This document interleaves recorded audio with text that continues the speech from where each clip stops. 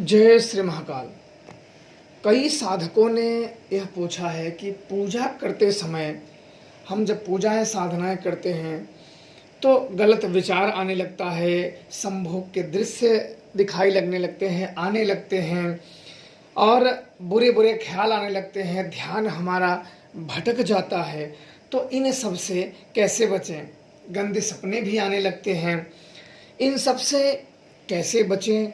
और साधना मार्ग में हम बिल्कुल शुद्ध तरीके से कैसे करें जो पूजा पाठ इन गंदे विचारों से हम बचें?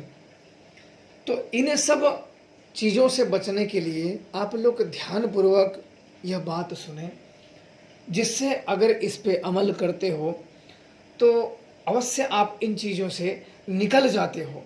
देखो, जब भी आप ध्यान करते हो या मंत्र जपते हो तो जब आपका ध्यान एकत्रित होता है, जब हम मंत्र जपते हैं तो किसी एक चीज़ पे, एक लय पे, एक शब्द पे हम ध्यान केंद्रित करते हैं। जब हम ध्यान केंद्रित करते हैं तो जो भी गलत अड्ड सड्ड आपके अंतर मन में बातें छिपी हैं, जो छुपी हैं, जो आपने सबसे छुपा रखा है, जो कहीं ना कहीं कोने में आपके वह है, तो वो आपका अंतर मन सबसे पहले उसी चीज़ों को आपके समक्ष लाने लगता है, छवि चित्र आपके मन में दिखाने लगता है, जिससे आप लोग मंत्र जप करते हो तो कभी यह दृश्य आना, कभी गलत दृश्य आना, कभी लड़की, कभी कहीं, कभी कहीं। इसी प्रकार से लोग भ्रमित हो जाते हैं, भटक जाते हैं और जिस मंत्रों का जापो कर रहे हैं उस पे मुश्किल से बहुत थोड़ा ही लग पाता है। इन सब से बचने का बहुत ही सरल तरीका है, अगर अपनाया जाए तो इन सब से बहुत ही सरलता पूर्वक बचा जा सकता है। इन सब गंदे विचारों से, गंदे सपनों से, या हम ध्यान लगाते हैं तो मन का भटक जाना, कहीं और चले जाना, काम वासनाएं उसको बिल्कुल परेशान कर देना, इन सब से बचने के लिए सर्वप्रथम आप लोग क्या काम करें? धार्मिक पुस्तकें पढ़ें, तंत्र पढ़ें, शास्त्र पढ़ें, वेद पढ़ें, पुराण पढ़ें। जिससे क्या होगा कि जो हम या फोन में या अन्य चीज़ें जो हम नेत्र से देखते हैं वो मन में हमारे आ जाते हैं, तो इसीलिए वो गंदे सपने भी आने लगते हैं, विचार भी आने लगते हैं। जब हम नेत्र बंद करते हैं तो हम ध्यान की गहराइयों में जाने लगते हैं, हम ध्यान की गहराइयों में जाने लगते हैं। और ध्यान की गहराइयों में जो आपके मन में गहराइयों में जो आपके विचार है, ऐसा नहीं कि वो अलग से विचार आए हैं, वो आपके ही मन में विचार हैं और वह विचार चलचित्र की तरह आपके समक्ष चलने लगता है।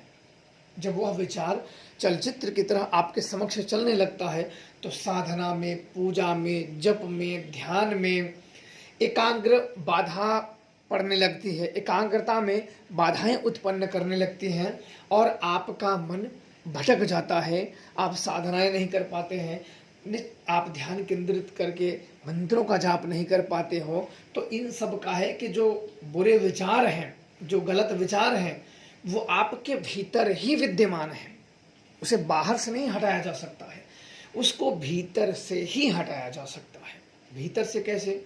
आप धार्मिक चीज़ें जब पढ़ोगे, आप पढ़ोगे तो ये सब जो है, चाहे आप किसी के प्रति काम भाव हो या कुछ भी हो, तो इतना समझ में आएगा कि हाड़ मांस मल मूत्र है, ये इससे ज़्यादा कुछ नहीं है। इससे अधिक अगर मानोगे तो फिर काम भाव में फंस जाओगे। इतना जब अपने वेदों में, पुराणों में ईश्वर की भक्ति बताई गई है, उनकी आराधना बताई गई है, उनकी उपासना बताई गई है, इससे साफ यह हो जाता है कि ईश्वर के अतिरिक्त यह सब कुछ माया है।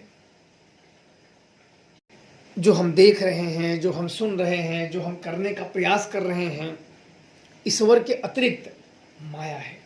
तो इनके जो वेद हैं, जो पुराण हैं, जो हमारे ऋषि मुनि ने दे चुके हैं, तो इन सब को पढ़ने से हमारा आत्मविश्वास प्रबल होता है और नेगेटिव बातें ये सब हमारे अंदर से धीरे धीरे समाप्त होने लगती हैं।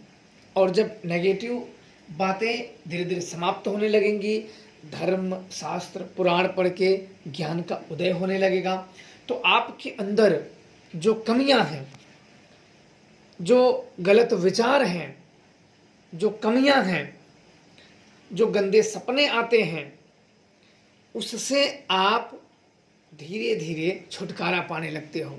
कभी कभी अज्ञानता के कारण क्रोध भी बहुत आने लगते हैं, अकारण क्रोध भी आने लगते हैं।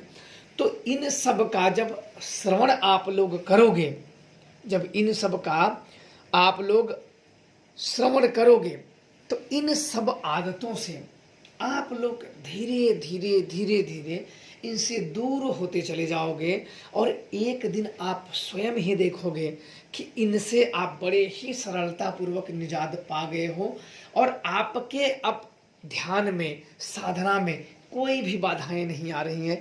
आपका मन नहीं भटक रहा है, आपका विचार नहीं भटक रहे हैं, आपका ध्यान नहीं भटक रहा है, ध्यान केंद्रित हो रहा है। और मंत्र जप में, साधना में, आराधना में आपको एक अलग सी खुशी महसूस होती है, अलग सी महाशांति महसूस होती है, जिसे आप किसी से बता नहीं सकते। आप उसका आभास अवश्य कर सकते हो। तो यह एक होता है, दुर्लभ ज्ञान होता है, बस इसे समझ के चलना होता है।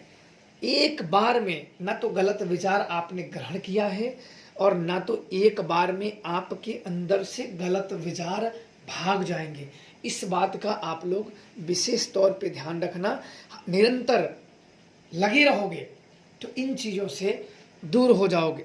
दृढ़ संकल्प बना लोगे कि हमें इन गलत भावों से, गलत विचारों से, गलत आदतों से हमें कुछ भी करके निकलना है, तो आप एक दिन अवश्य निकल जाओगे।